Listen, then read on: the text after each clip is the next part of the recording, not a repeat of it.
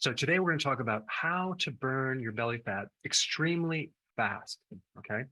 All right. Tip number one, if our goal is to burn the most fat, we want to get the body into a state of ketosis. And ketosis is keeping your carbs very, very low. Okay. And I'm talking about your net carbs.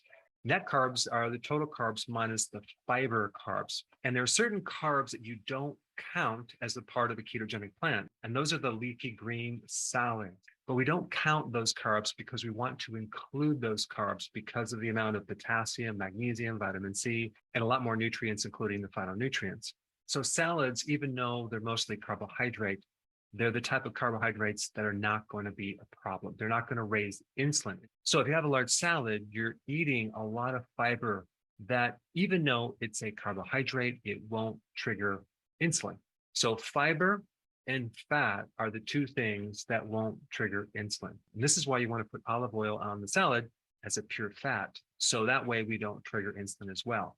And then on top of that, we want to put vinegar. You can do balsamic or apple cider vinegar because vinegar is another thing that is really good to help regulate your blood sugars as well as lower insulin, despite you even eating some carbs. So that vinegar is going to be very, very important. And the other tip I'm going to recommend is eat your salad first, then the protein and fat.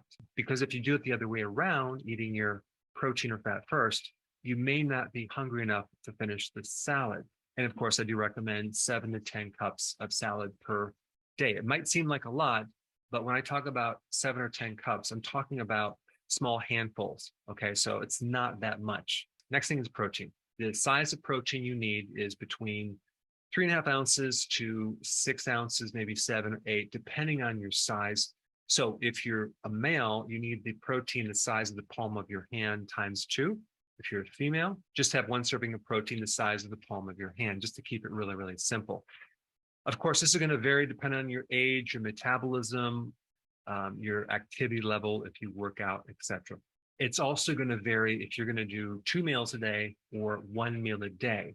The less meals that you have per day, of course, you're not going to have the same amount as if you were to have 2 meals because that's just a tremendous amount of protein. So when you start doing things like OMAD, 1 meal a day, your requirements for these nutrients, even amino acids, go down because the body starts to adapt. The other important point about protein is to make sure that you don't do the lean protein, okay? You want the fattiest protein you can find because there's something called the insulin index, and that is the index that relates to foods increasing insulin. If you were to do no fat protein like whey protein powder, you would trigger insulin a lot more than if you had some other fatty meat or fattier protein. So make sure that if you're eating chicken, you have the skin on it. Make sure if you have fish, have the skin on it and consume the fattiest fish that you can find.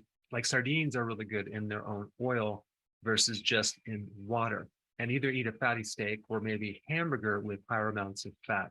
This is just going to keep your insulin levels the lowest possible.